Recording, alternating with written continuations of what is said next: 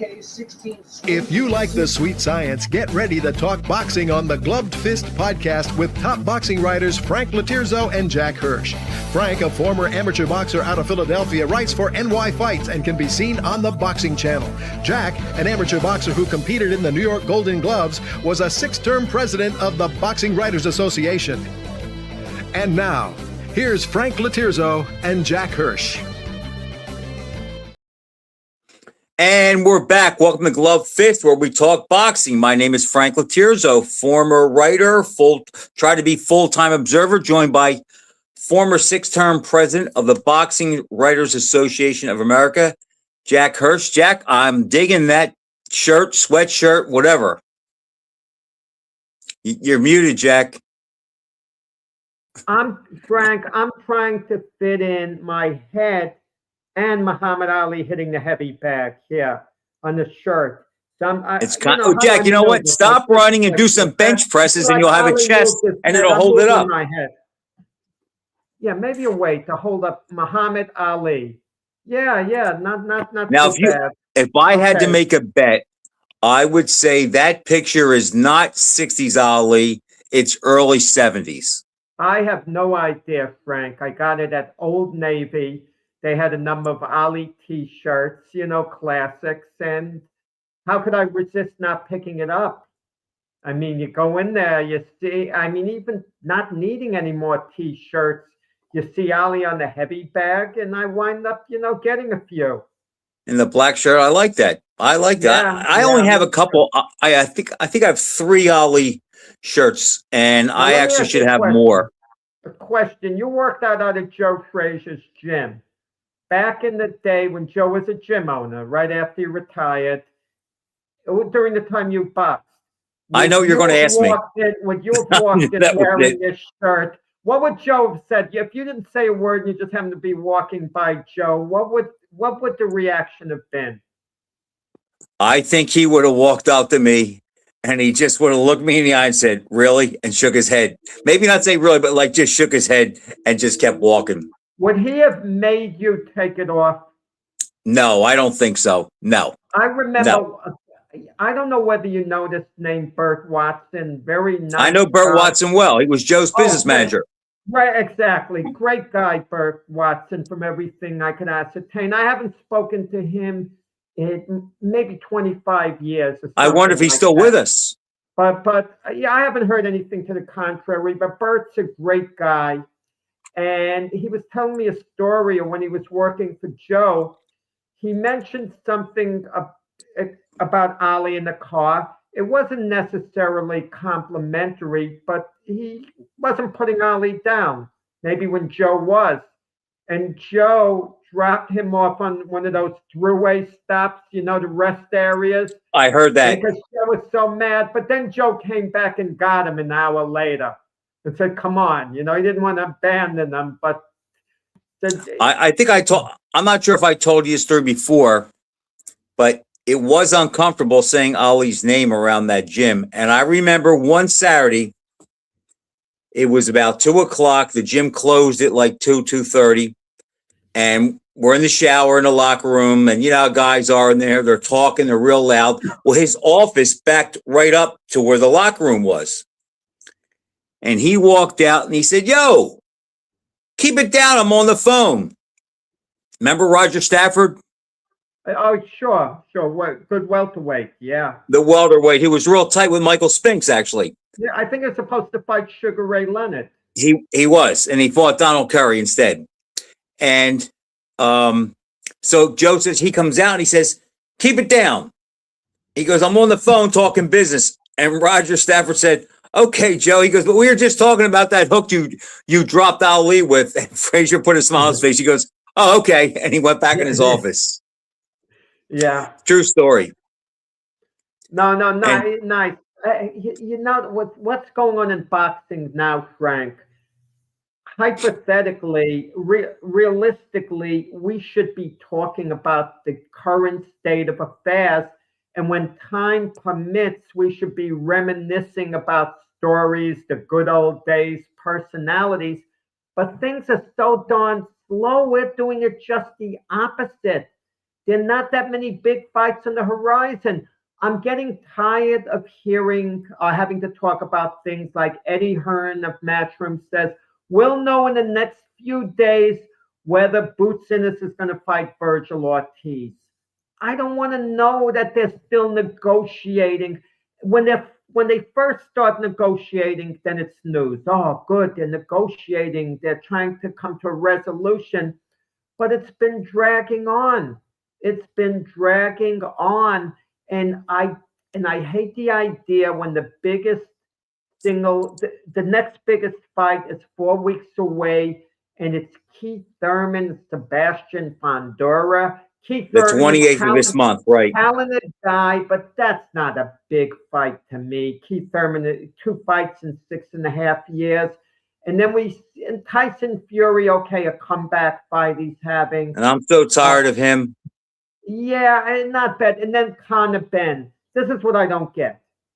He goes to Zuffa Boxing, Dana White's organization. I don't know how they came to the name Zuffa Boxing, but that's fine. What's in the name?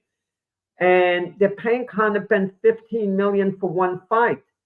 But his next fight is April 11th on the undercard of Fury against Regis Prograis. How can it be for one fight? Zuffa Boxing would be insanely out of their mind if it's a one-fight deal, and Conor Ben can then leave them after one fight.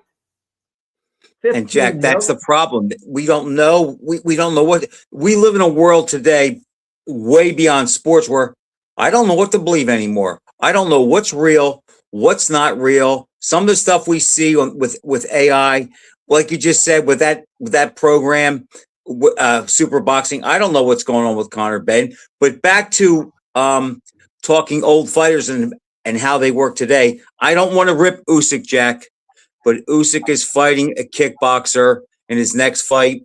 And first it wasn't for a title. Now it's supposed to be for the WBC title. Usyk, I feel bad ripping him because he's just answered the call. He's been a road warrior. He has fought everybody out there. Everybody deserves an off night. But I just don't like how it looks. Fighting a guy that had one sanctioned fight like Fury did with Nagano.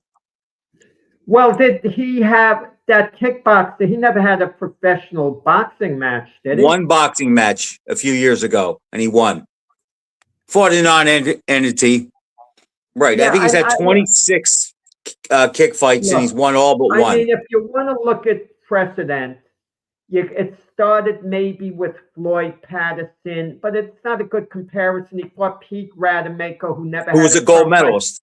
Exactly. He defended his world heavyweight championship against an Olympic gold medalist making his pro debut.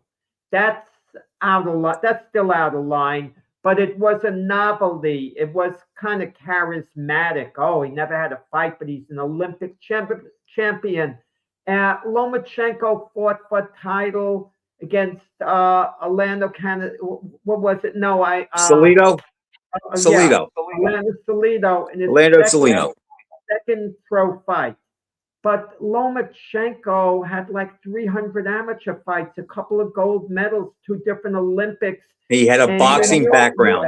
And you knew he was ready, whether he was going to win or not. He wound up losing a close 15-round decision because it was a second fight, but you knew he was ready, Lomachenko, and he was up to the chore. And in a way, he'd earned it by having such an incredible amateur pedigree that he had it. You know, it would have been the same if Teofilo Stevenson, the 3-time Olympic heavyweight gold medalist from Cuba, who never turned pro, had he made his professional debut and fought for the World Heavyweight Championship, I would have been good with it. No problem, because he was capable and he would have represented a threat to the champion. Jack, that almost happened. I don't know why we're getting there's an echo, but now it's going good. You remember he was going to fight Ali in 77. Do you remember that? Yeah, I'm glad it didn't take place, because at that point Ali may have actually lost to him. But you know what stopped it, right? Do you know what stopped it? No. the negotiations broke down because Stevenson wanted 3 rounds, and Ali said, "I'm not a 3-round fighter." He wanted 10, and Stevenson would not agree to 10. Oh, I wasn't aware of that, but no one would have wanted to see a 3-round fight. But the biggest fiasco, even the great Ali, when he was in the prime of his career, he wanted to fight Wilt Chamberlain. The only reason the fight didn't come off was because Chamberlain didn't want it. He wanted it in the beginning. Then he got nervous. Ali entered the room. He kept going, timber, timber.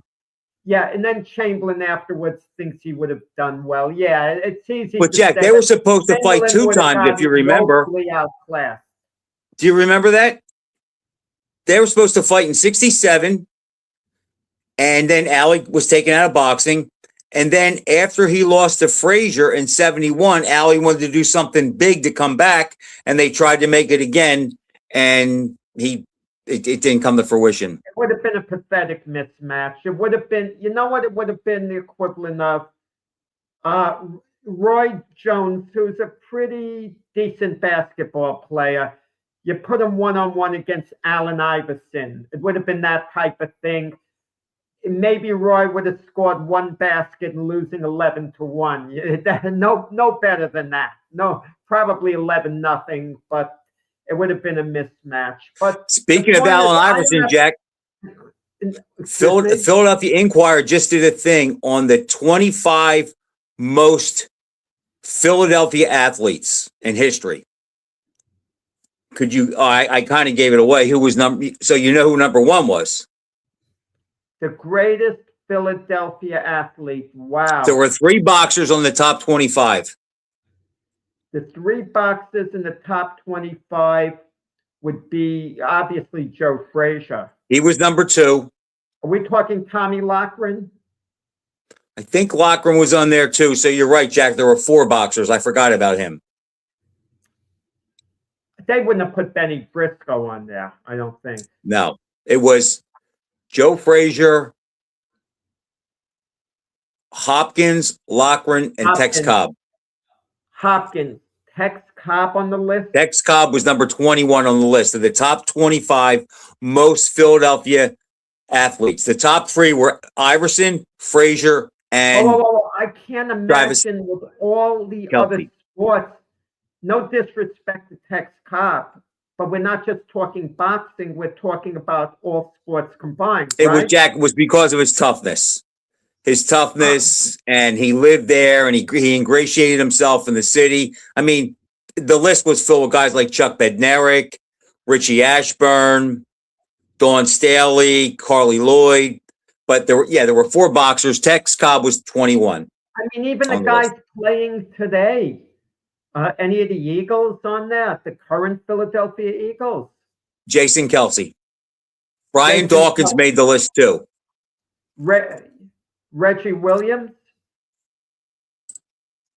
You mean Reggie White? Reggie White, I mean. I'm sorry.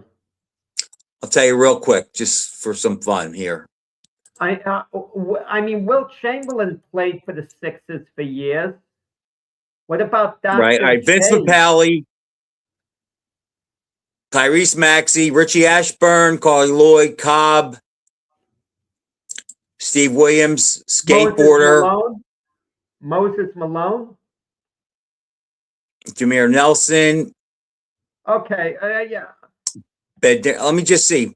Bednarik, Hopkins. Hopkins was 14. Smarty Jones. McNabb. I'm getting there, Jack. Barkley was 14. I doubt McNabb made it. Chase Utley, 13. Mike Schmidt, 11. Wilt, number 10. Richie Allen, number 9. Bobby Clark, 8. Irving, Dr. J, 7. Dawn Staley, 6. Brian Dawkins, 5. John Kruk, 4. And then we know that Jason Kelce, Smokin' Joe, and Iverson. I'm going to tell you, I know it's a boxing show, but I have to make a comment. Mike Schmidt, who played his whole career for the Phillies and is arguably the greatest third baseman in baseball history, and played his whole career for the Phillies, you put him behind Richie Allen, who was a lazy guy who would loaf after balls and got traded to the White Sox in part because of that, and Wilt Chamberlain, who didn't play his whole career with the 76ers, who eventually got traded. I just don't get it. How could Reggie White not be on that list? Yeah, I mean, you kind of wonder, but it's what it is with that. But it was the writers, Jack, that picked it. It wasn't a fan vote in. It was the writers. Yeah. Getting back to what we were talking about before, does Usyk deserve a pass in this?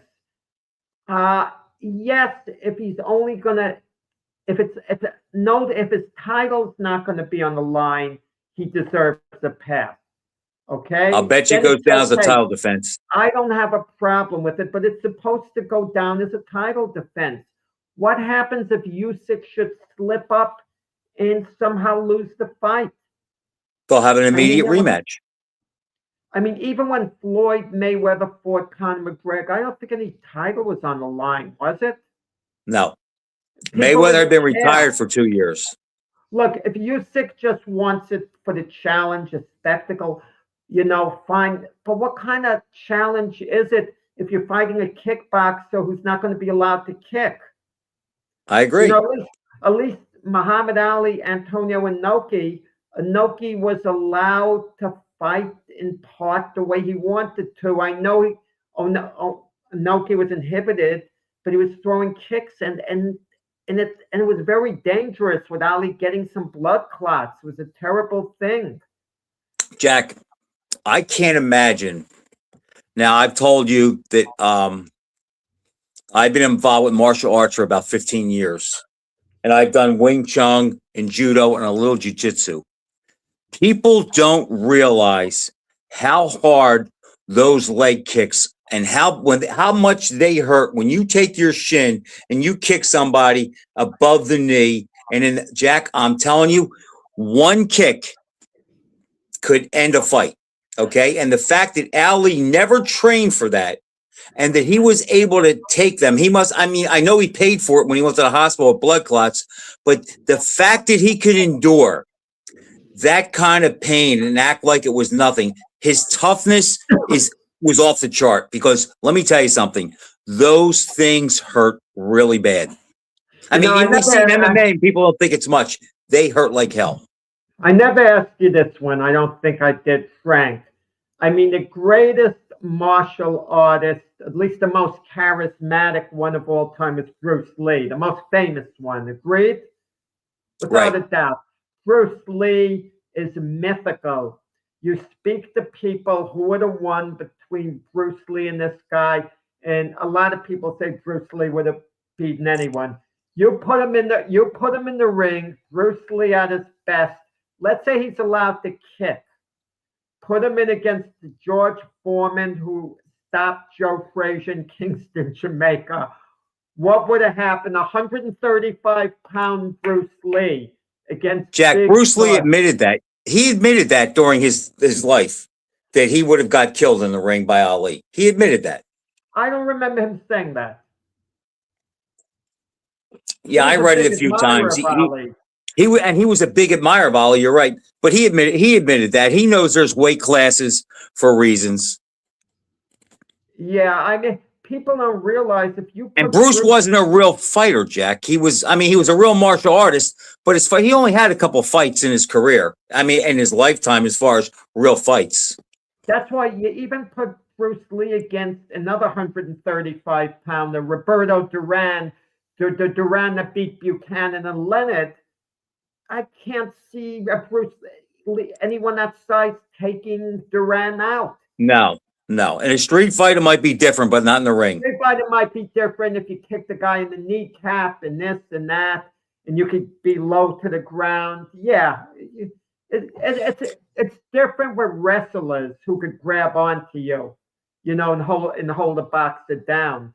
But you remember before Ali fought Inoki, to get a lot of good public relations, they had him go to a fight. He's at ringside when Gorilla Monsoon was fighting. You remember that? That was the funniest thing.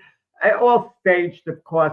Ali's pointing to Monzon. He gets in the ring, and Monzon has his hands on his hips. And he Ali holds his hand up so Monsoon can pick him up. Right. And Ali's flicking out a few jabs. And then all of a sudden, Monzon picks him up and he's spinning him on an airplane spin. And Ali's holding on and his eyes are closed. And Monsoon puts him down not that hard. And then Ali is leaving the ring and pointing to Monzon. I mean, Ali. Jack, I'll tell you something else about that. Gorilla Monsoon's name was Morella. Gene Morella was his real name. And he had a daughter, Sharon, who married a friend of mine. And I went to the wedding and Mr. Morella, Gorilla, was there. And you know me, I have to go up and I talked about it. He says, yeah, he goes, Muhammad and I, he kind of jumped where I could get him. He goes, we had a good time. He goes, I love Muhammad Ali. Yeah. But look what we're talking about. Look what we're talking about. Now, Mayweather, I guess he's not going to do the exhibition with Tyson because he's doing. I heard that's still on. So Mayweather is looking to load up, get 2 nice paydays, not mega paydays, nice money in exhibition matches, maybe pick up 25 million a pop, a 30 million or whatever. I'm just estimating, guessing, no idea what he's getting. And then against Pacquiao, we haven't heard anything about the purses, but that's going to be on Netflix, and that's going to be some big money. What's up, Al? Al's a friend of mine. Jack, you're right. And that's why I've said all along, since it's been announced, that if Mayweather and Pacquiao finally do fight, I could never pick Pacquiao because Mayweather is looking at this long term and his only stock in trade is his undefeated record. And when that goes, he can no longer be the promoter. So, look at the blueprint for Mayweather going forward. Let's assume things unfold the way you say they are. He has the 2 exhibitions. He picks up some nice change. Then he picks up major money against Pacquiao. And now Mayweather's really back in the money. Okay? He's got a lot of money. 2 things could happen. He could either change his lifestyle and live very comfortably off the money he has, not spend it crazily, and still be unbeaten at 51-0. Legacy's intact.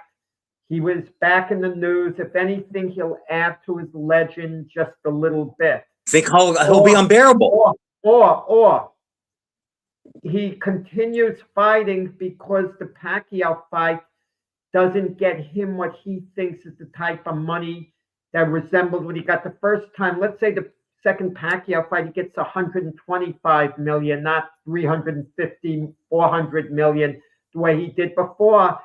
Does he risk the record? Because if he continues fighting on, who might he fight against where he could earn that type of money and beat? I mean, is Jack, Roy Jones that big an attraction? I don't think so. But I think if he picks up some money from the exhibitions, he fights Pacquiao and wins, he will find an opponent that he can sell where he can get the win again. And then when he's like 53 and he's finally retired, he'll say, look how good I was. Look how good I was. No, Frank, my thing is, who might there be out there who he looks at as a very winnable fight if he beats Pacquiao, if he continues? There's talk of him and Terence Crawford coming out of retirement. Never going to happen. I think Floyd's a little too smart to feel he would beat Crawford.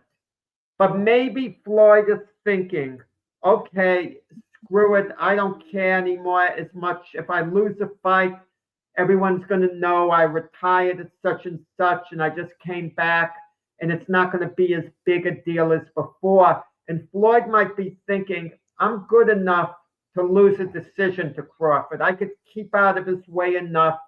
He'll win rounds, and I'll get like 300-400 million and screw the unbeaten record. I can't see him doing that, Jack. I can't see him going that way. If he gets by Pacquiao, he will find somebody. If it is a fuller brush salesman, and if he can sell it, that's who he'll fight. I don't think he'll go that way. I don't think there will be. I mean, I just can't imagine there will be anything legitimate about this. When I question how legitimate some of his fights were when he was in his prime, why would he get bold now? I just don't see it. I don't see it. I could be wrong. I think I know how he thinks. And if he gets by on Pacquiao, he has the cachet, Jack, to do another Fugazi. Yeah, but against who? That would be the thing. I don't see anyone out But who there. doesn't matter, Jack? It doesn't. Who doesn't matter because he's the draw. Can Floyd at this stage legitimately beat Mike Tyson going forward when Tyson's 60 and Floyd is like 50? No. Can That'll never be a real fight. Does Floyd have a chance to beat Jake Paul? No, I would take Jake Paul. Because he's much bigger. He's too big. I'm looking, but those are names that would draw mega money if they were for real.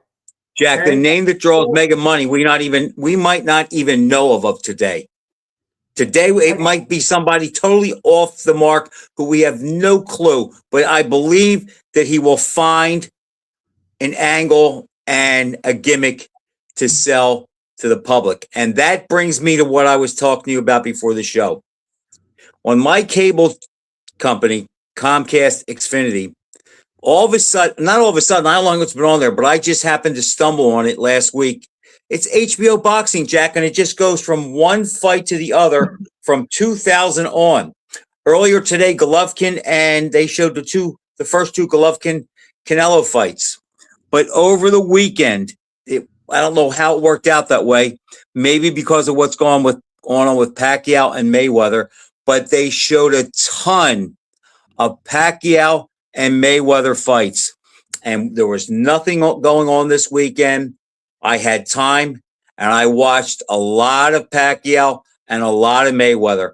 And I don't care who thinks what, how offended anybody is by this, but after studying them and watching both of those guys in their prime, there's no doubt in my mind, Terrence Crawford is a greater fighter under any metric than both of them. And had he fought either one of them in their prime and his prime, he would have stopped them both.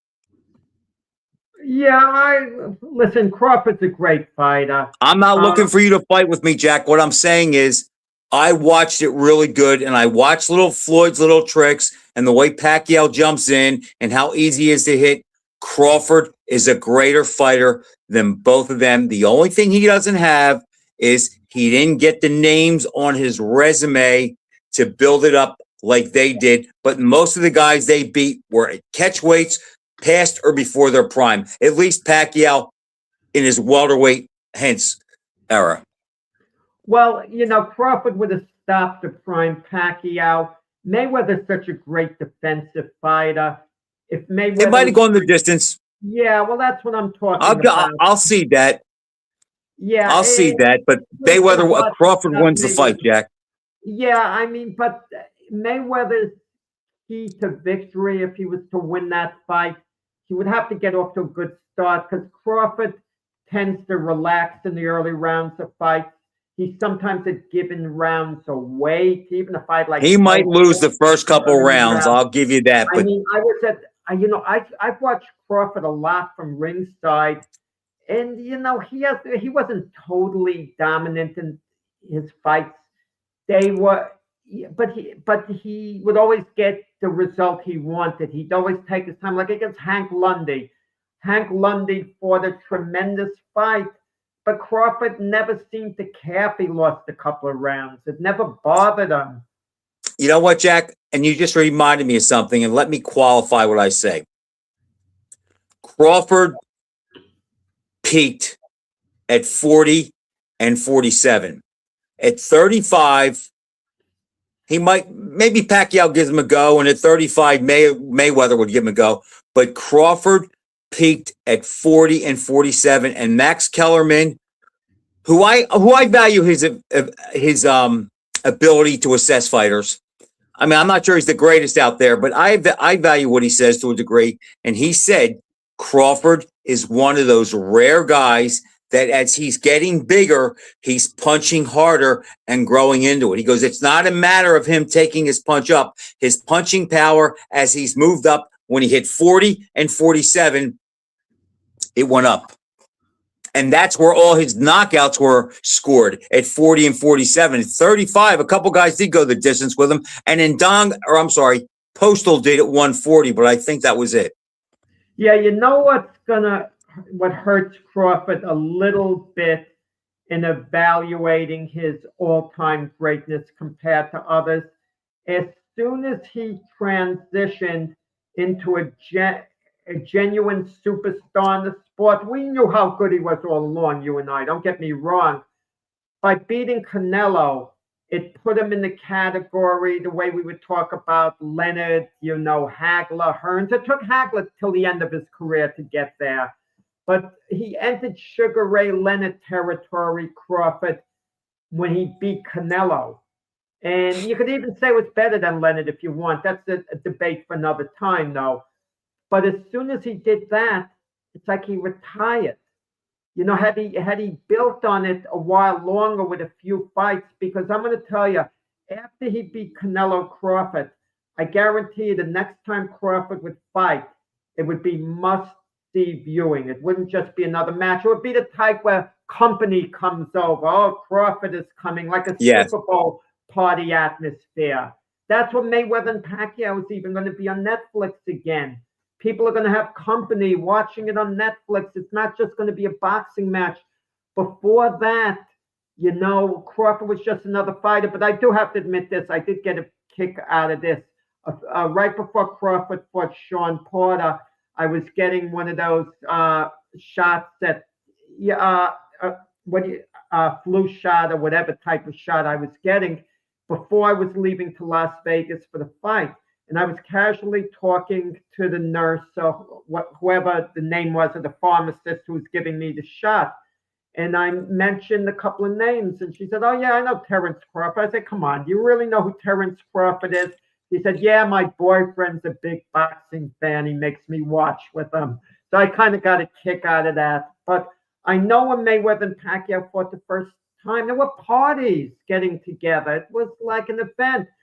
Let me ask you. I went to one of them. Let me ask you, what's the biggest college football game you would like to see? Is it Michigan, Ohio State?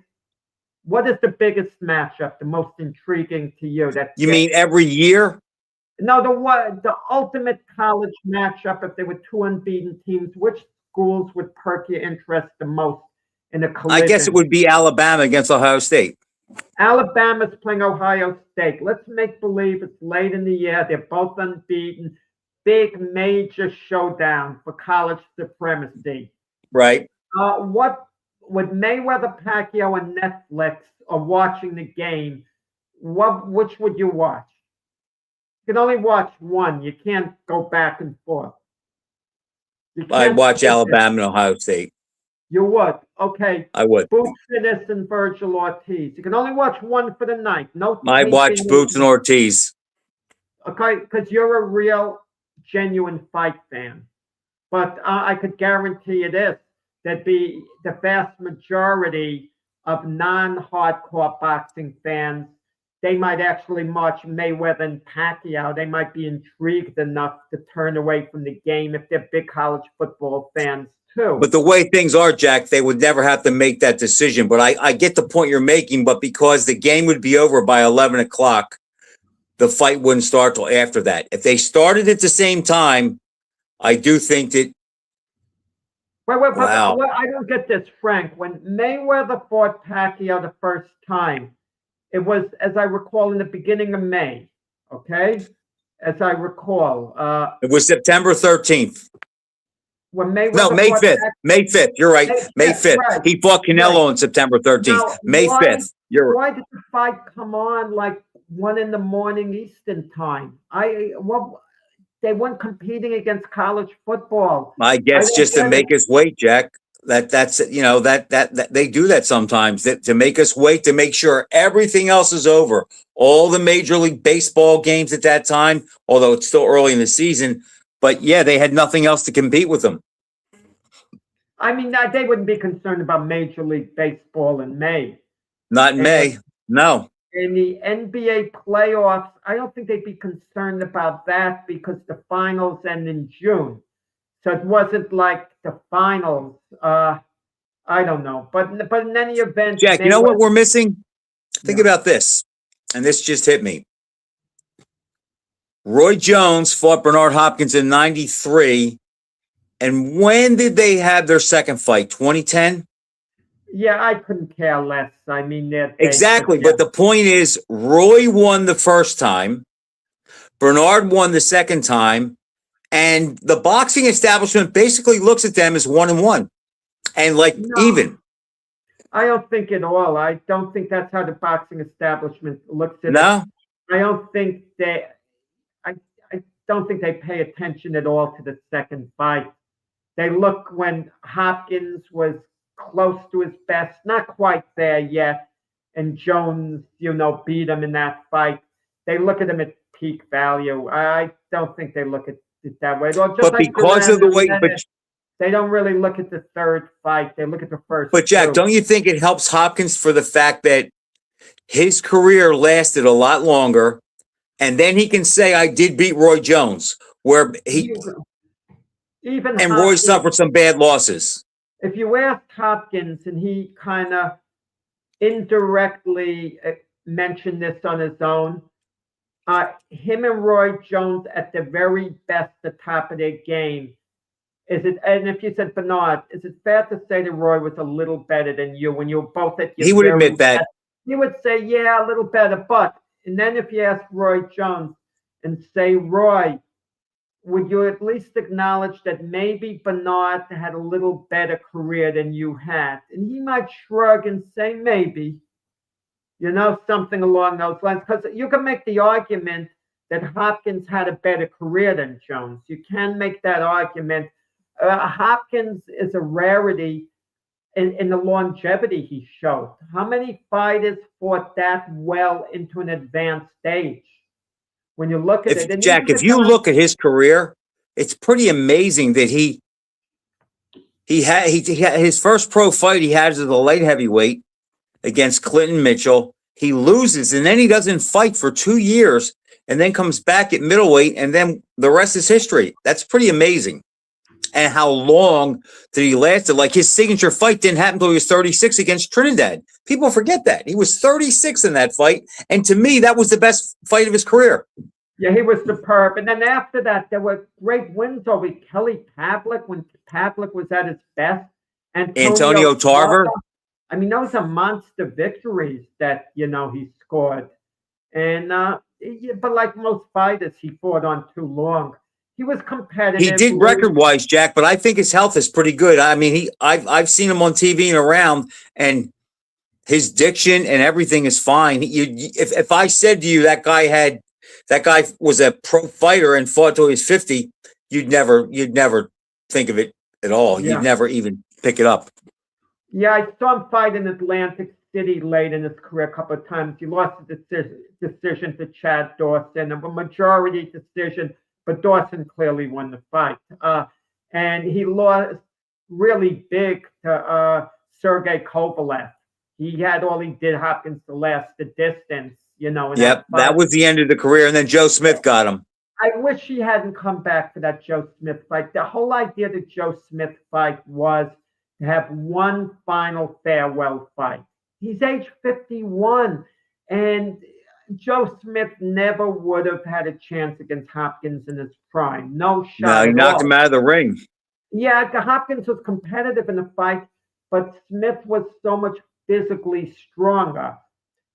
So Hopkins' experience, his guile at that point, it could do him no good. And it was the only time he was stopped in his career. So, yeah. So you agree with me that the Trinidad fight was Hopkins' best fight? I can't think of a fight where he was more complete. He had a hidden gem that no one talks about, a hidden gem. He stopped Glenn Johnson in 11 rounds. That was a big win too, because Glenn Johnson doesn't get stopped. Yeah, exactly. Look what Glenn Johnson turned out to be, like after that. And the Trinidad fight was, Felix Trinidad was high profile. It was like 18 days after the World Trade Center, and there it goes at Madison Square Garden. So high profile. Trinidad was favored in that fight, too. So He was yeah, a 2.5-1 favorite, Jack. yeah. There was never a doubt in my mind. That's when I used to be able to pick fights correctly. There was never a doubt in my mind that Hopkins was going to win that fight. Never a doubt in my mind. And I believe that Hopkins could have lived with any middleweight in history. Hopkins, beat some of them, not all of them, but beat a lot of them. Yeah. Hopkins liked to talk about a certain style, fighting certain guys. He thinks he would have done, he said in the past, he would have done well against Sugar Ray Robinson. He thinks he would have done really well, and he thinks there's a good chance he beats Sugar Ray Robinson. And Hopkins was talking objectively because he said, well, against Carlos Monzon, I could see myself losing that fight because he knew Monzon's reach and style was all wrong for Hopkins in a fight like that. I could see him making Robinson look ordinary in the fight going the distance, but I can't think of a path how Hopkins wins. I wouldn't sell Hopkins short against anyone. The one matchup that never quite happened that would have been Hopkins and Tony. And Tony, both at their best. I mean, Tony was old school. People don't realize how good Tony was when Tony put it all together. He was great. I don't mean excellent. He was an all-time great, but he was so inconsistent in his performances. It hurts his ranking if you compare. I like Hopkins in that fight at middleweight and light heavyweight. After that, Tony would be too much for him. But if you think about it, Jack, Tony had a lot of close calls at middleweight and super middleweight and even light heavyweight. He didn't really pick it up till he got to cruiserweight because he had that great chin and he brought those skills up with him and he could outbox those big guys like Yurov, like Peter, like Rockman. And I hate that he brags about beating Holyfield because that Holyfield was a corpse. I don't think Tony brags about doing. Oh, he does all the time, Jack. I stopped Holyfield.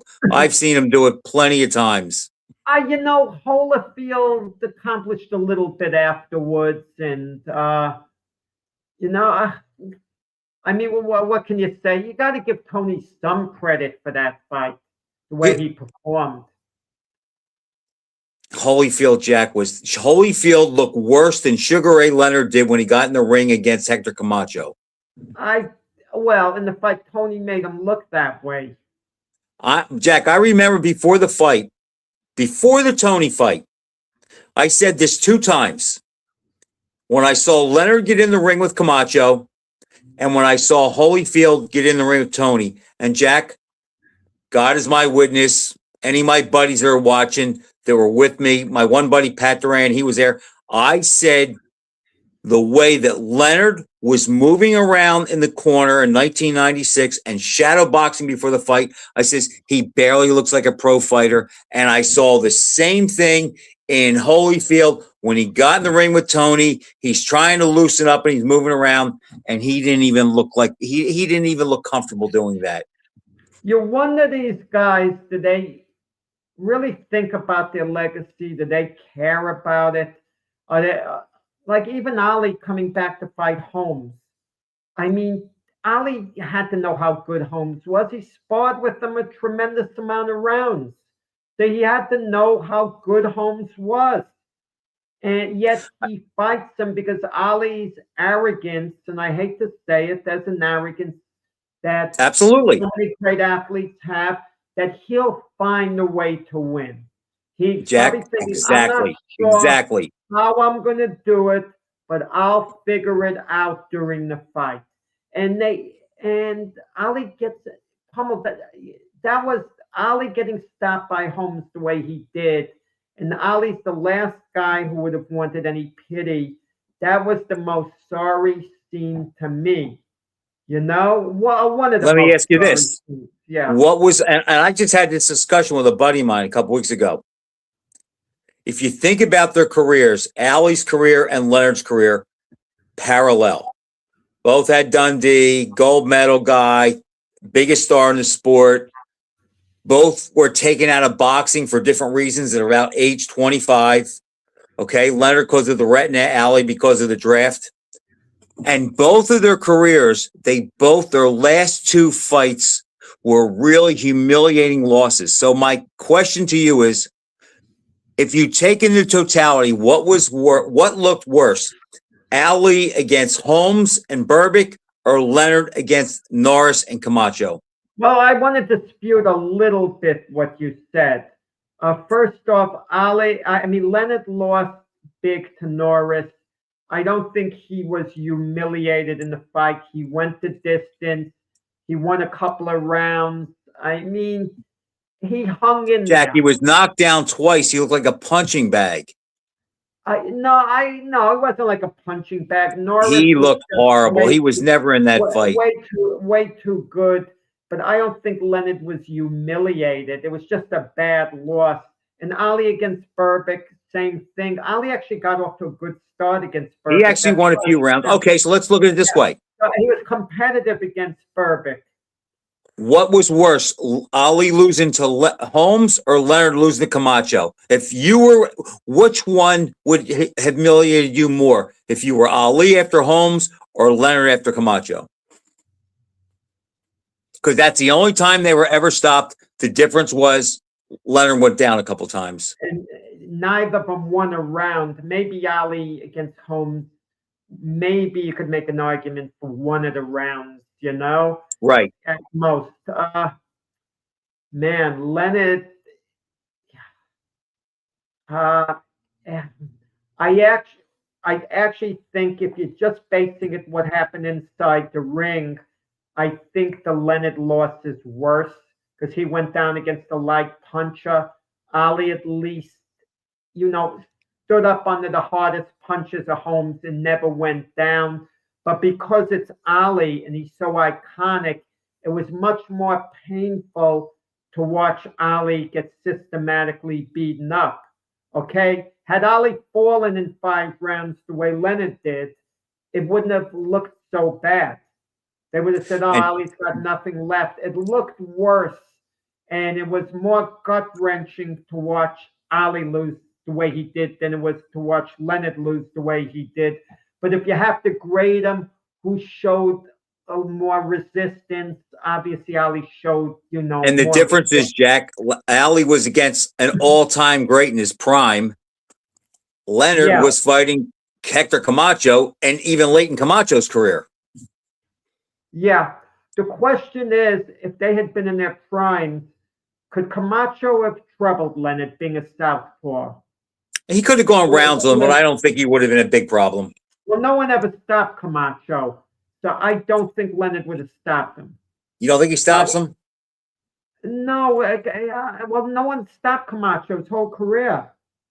I mean, why are we assuming Leonard? I know Leonard was explosive, but look, even De La Hoya and Chavez did a job on Camacho past his peak. He hung in.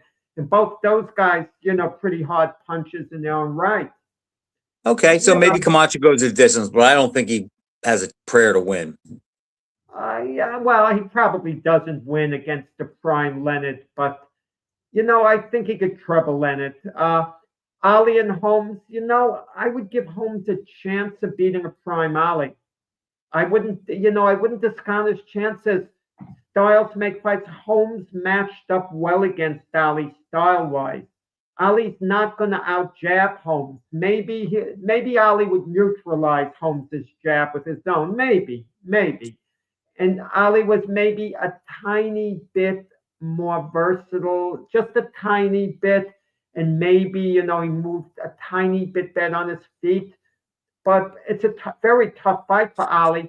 And if Holmes finds his range, I could see Holmes eking out a decision. I'm not saying he would, but I could see it.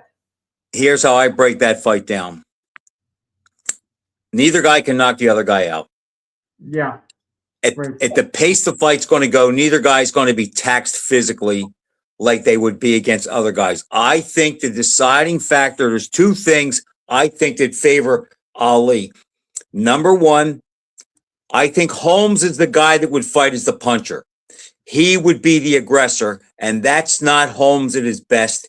I think Ali, at prime Ali, he would get some good right hand counters in there, and I think Holmes being on the attack favors Ali. And the other thing I think that would favor Ali is because of who he was, Ali just had a way in his ring generalship that sometimes, Jack, he looked like he was doing a lot more than he was. And I think in those tight rounds, Ali with a couple flurries on his toes, throws 4 or 5 punches at Holmes, maybe 2 hit, and there's no return. I just think Ali would look like he was doing more when he got off, and I think he would get off just enough to pull out a decision. But if they fought 3 times, I wouldn't bet my life that he wins all 3. Yeah, it would. It's a bad matchup for both of them. It's a mirror image. Yeah, exactly. I mean, but it's kind of like Leonard and Benitez. They mirrored one another, to a large degree when they fought. But, getting back to current boxing, later this month, Moses Atamu, who's supposed to be the future of the heavyweight division, he's fighting a perfect gatekeeper in Jermaine Franklin. If he can't beat Jermaine Franklin, then he's not what we thought he was. But, he should be able to do that pretty decisively. But I think Franklin's a gatekeeper in this sense. He went the distance with Anthony Joshua a few years ago. And let's see if Atamu can stop him. He doesn't have to be sensational. He could stop him late in the fight. But that's your yardstick of measurement. If Atamu wins a decision, if he wins every round, fine. It doesn't mean he's less of a prospect. We could then say Franklin's a tough guy. But show us that you're special in the fight by getting Franklin out of there. Jack, Tom is going to stop Franklin inside of 3 rounds. Okay, it's the perfect setup. He can punch. He has fast hands. He lets them go. He's fighting a guy now on the decline who probably needs a couple rounds to get warmed up, who's not a big puncher. All the ingredients are there for Atama to look like Superman in this fight. Yeah, and eventually there'll be calls for him to fight Usyk if Usyk's around. I got to think of Usyk's mentality. He's a very nice man. He's a great guy. I like him. But the thing about it is, if Usyk retired now, he's unbeaten. He's beaten top of the line guys. What does he have to gain going forward? He should have all the money he needs. I don't get this. Usyk said he's going to fight for a couple more years. Let's say Atama has some really big wins in the next year and a half. I mean, let's just say he blows through a couple names. Say he fights Cabal and he beats him pretty handily. Can Usyk retire without fighting him? See, Lennox Lewis, the biggest threat to his career, Jack, when he left was Vitaly Klitschko. And as much as people have a problem, he won the fight fair and square, and he was smart not to fight him again. Can Usyk leave? If Atama is the top guy and the threat to him, can he leave without fighting him? Well, there are other fights that could be made for Atamu. Fabio Wardley's fighting Daniel Dubois, okay? And if Dubois wins, he was beaten twice before by Usyk. There's no interest in a third fight. Dubois could maybe fight Atamu in an All England, showdown, kind of, if that happens. If Fabio Wardley wins against Daniel Dubois, Fabio Wardley against Usyk, it'll be called a unification fight again, even though you have to be out of your mind if you don't think Usyk's the champ. Heavyweight champ, of course, without question. And then there's Tyson Fury, who you get the feeling everyone's in it for the money. I get that, but he's truly in it for the money at this point. You get the feeling. But Atamu against Fury in England, and then there's Anthony Joshua. maybe Utamo against Joshua. I mean, the fighters in England, when you think of it, Utamo, Fury, Joshua, the Fabio Wardley if he beats Du Bois. Man, that's you could. I mean, they have control of the division. It seems. I'm just trying to think, who could Atama beat, Jack, where he'd get a lot of credit? Because if he beat Fury, we'd say his age and inactivity. If he beat Joshua, you think he does? Yeah, he does, for the simple reason he's a riser. Look, Marciano got credit for stopping Lewis, didn't he? I know everyone said Lewis was old over the hill, but they were excited about, what he did. It's expected. It was a different world back then, Jack, and there weren't as many critics then as there are now. Yeah, but it's any fight. Once you beat a guy, it doesn't matter how good he is going into the fight. You judge him going after. You yourself said that with Errol Spence losing to Crawford. Going into the fight, people were on the fence who was going to win. A lot of people were thinking it was a pick'em fight. Then Crawford completely dominates Spence.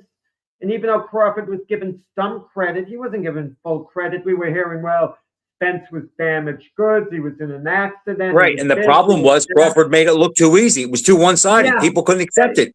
And we talked about that. Had Leonard in the first Hearns fight when he hurt him, what was it, the 6th to 7th round? Sixth round. Let's say he took Hearns out in that round. It wouldn't have been a legendary fight. We wouldn't have been giving Leonard all the credit we did. We gave Leonard more credit for struggling and being behind on points, losing rounds, than we would have given him had he dominated.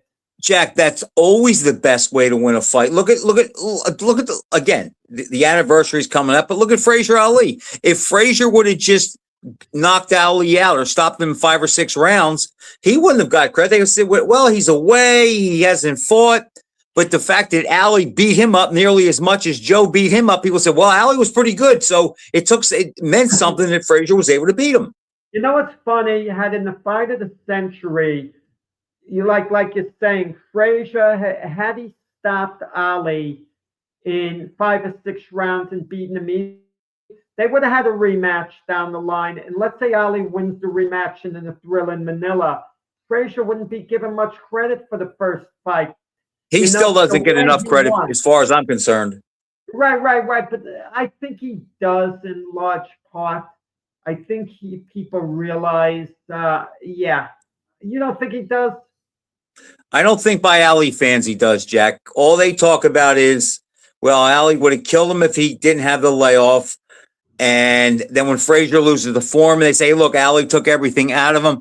I don't think he gets quite the credit he deserves. And I think Ali, the way he talked for about a year and a half after that fight, had a lot to do with it because he convinced a lot of people that he really should have won.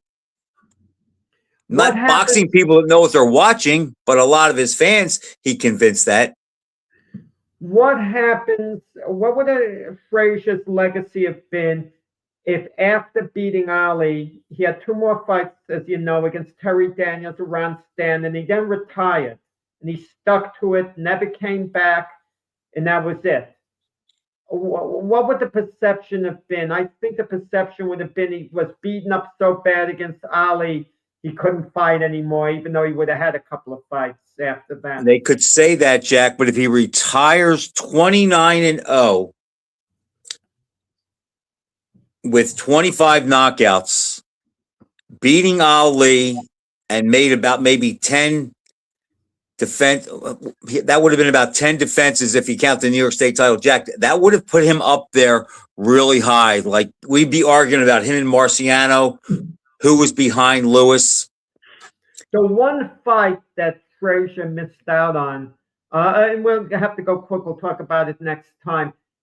Sonny Liston, Frazier 1967 would have stopped the older version of Liston, and that would have been like a Lewis Marciano scenario, I think. But it's a great fight to fantasize about, Jack. Closing remark by you, and then the final. My closing remark is I went boxing to get its legs back, and I want to see real fights. I don't want to see kick fighters. I don't want to see martial artists. I don't want to see wrestlers. I want to see elite boxers fight elite boxers for a meaningful title. And I don't. It doesn't even have to be a meaningful title. I want elite guys fighting elite guys. No more gimmicks. Thanks, Floyd Mayweather. You're the cancer of the sport. Okay. With that, good night, everyone. Thanks for watching. See Good night, you next everybody. month. Thanks for watching.